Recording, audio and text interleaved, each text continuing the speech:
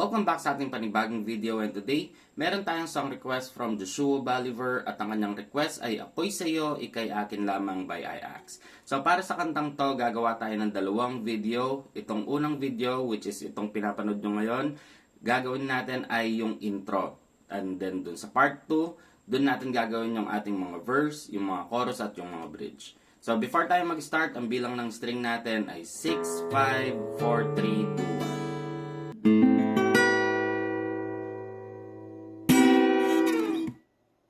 So para sa ating intro, gagawin ko muna siya para magka-idea tayo kung ano yung ating pag-aaralan ngayon.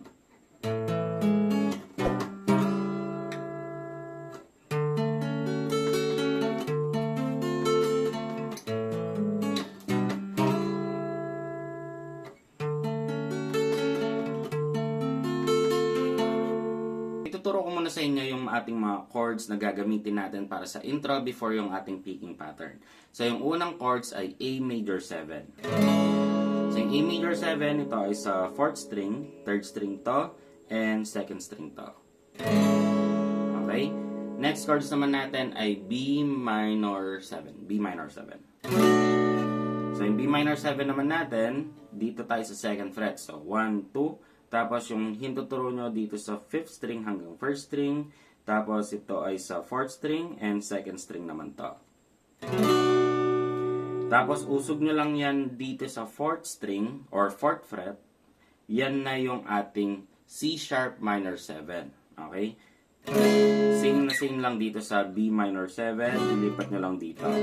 Pero dito sa ating intro, ang gagamitin natin na B minor 7 is ganito. Okay?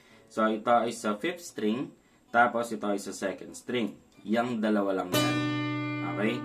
Tapos, ililipat nyo lang dito sa 4th fret, kung saan yung C minor or C sharp minor 7 natin, gagawin nyo lang din yung katulad ng B minor 7 natin. Okay? So far, meron tayong okay? Tapos, ang next chords naman natin ay D major 7. So, yung D major 7 natin, dito tayo sa 5th fret. Okay? So, 1, 2, 3, 4, 5.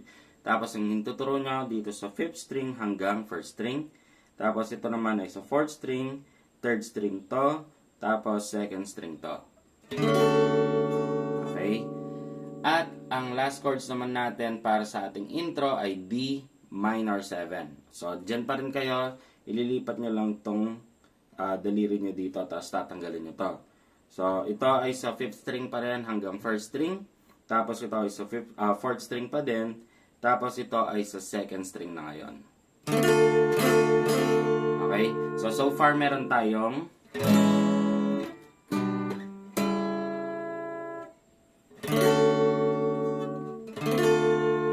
okay? So, yung ating picking pattern naman. So, yung picking pattern natin para sa A major 7, mag-umpisa tayo dito sa ating 5th string. Okay? Papuntang 2nd string. So, ganito siya. Tapos, itong B minor 7 naman natin, at yung C sharp minor 7, gagawin nyo lang ng, ipipick nyo lang siya ng sabay. So, ito, dito sa ating 5th string, tapos kalabitin nyo yung ating 2nd string. Okay? So, ganun siya. Pero kung nahihirapan kayo dyan, pwede naman yung okay, kasi hindi naman siya masyadong masamang pakinggan. So, kung nahihirapan kayo dito, pwede naman na i-pick nyo lang siya. So, para naman sa ating D major 7, yung ipipick naman natin dito ay mula sa 5th string hanggang 1st string, tapos pabalik hanggang 4th string. So, ganito siya. 5, 4, 3, 2, 1, 2, 3, 4. Okay? Tapos, lilipat agad siya ng D minor 7. Gagawin ulit natin yung same picking pattern. 5, 4, 3, 2, 1, 2, 3, 4. Okay? So far, meron tayong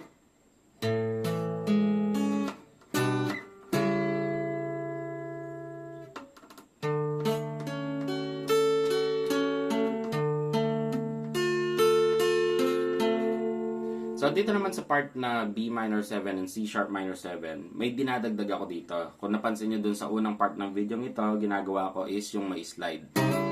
Okay. So, ginawa ko na lang naman doon is dito ako sa 3rd fret. Tapos, i-slide ko siya papunta sa 4th fret. Papunta sa C sharp minor 7. Okay. So far, ganito yung ginagawa ko.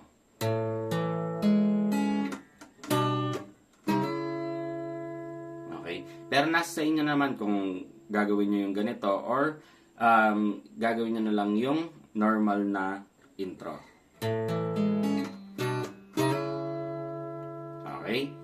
So tara, practicein muna natin tong part na to before tayo pumunta ng part 2.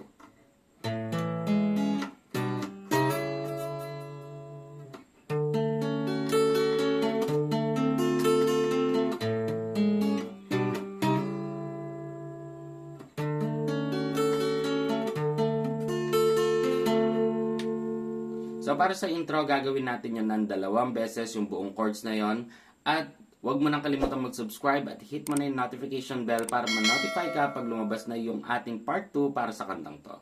So, hanggang dito muna itong video ito. Maraming salamat sa panonood. At muli, ako si Max from Guitar Tips and peace out.